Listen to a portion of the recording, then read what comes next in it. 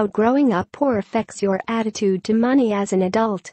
According to the government, around 30% of UK children are now considered poor.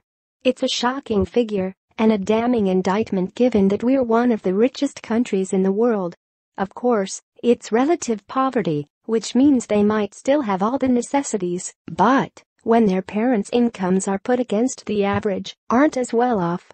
One of the things that are often overlooked when it comes to talking about childhood poverty is how it can affect the way you behave as an adult, even if you manage to break out of it.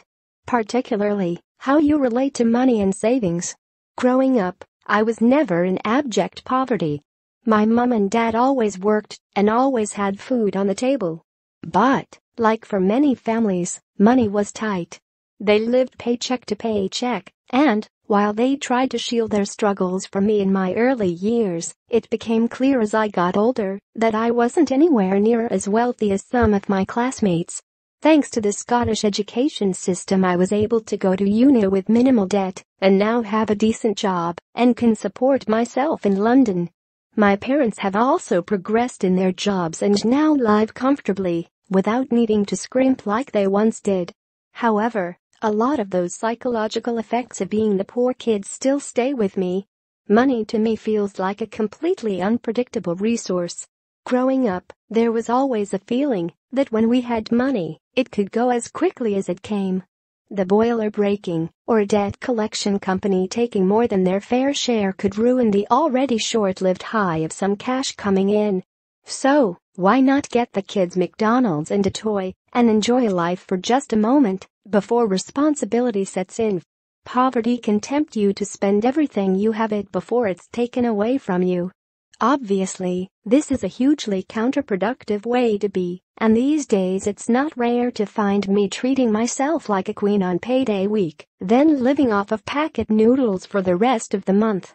It's a hard one to explain to someone who hasn't experienced it, but you instinctively need the joy of not being skint because you're always ready for it to be gone again. Needless to say, saving is often an afterthought. If you grew up without much, you will undoubtedly have lasting memories of feeling embarrassed. Mine are comprised of the standard fodder, like missing out on pricey school trips and getting teased for not having the cool trainers. As an adult, you understand that these were completely reasonable sacrifices for your parents, but at the time nothing felt more embarrassing than admitting they simply couldn't afford it. That still continues today. Where wealthier friends will happily announce that they're cutting back, I'll refrain from asking for money back that I'm owed, or insist on buying rounds at the pub so I don't look poor. It permeates everything, from feeling anxious about eating the free food in the office kitchen, to finding wild excuses to get out of things you can't afford to do. Sorry Janet, I can't make your hen party. I've come down with a rare case of avian flu.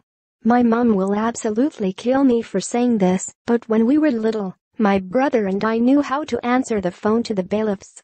Mom and dad weren't home, but they could call back another time. Funnily enough, the next time they called, our parents weren't home again. Either they were onto us or thought we were being severely neglected. Parents shield their kids from their worries and problems, so instead of showing us how scared they were, Mom and Dad made debt and debt collectors a normal part of the world. If our mini Metro Rosie broke down, they found the money from somewhere. Not because they wanted to, but because they had to, so we could get to school and they could get to work. It does kind of desensitize you to the realities of being in debt, though. Although I won't be taking out a payday loan because I fancy a holiday or shopping spree, when I've needed money for flat deposits or unexpected bills, I always find the money no matter what, credit rating be damned. While supermoms like Jack Monroe are able to shop around and cook wholesome, delicious meals on a budget, my parents worked long hours and often just didn't have the time to trek to 8 different supermarkets for the cheapest cuts of meat. So, while on weekends we'd always have amazing roast dinners and what my mom would call Irish mammy feeds, weekdays often meant Dad throwing some chicken drummers and potato smileys into the oven because it took less time, would be a surefire win with us kids, and was technically cheaper than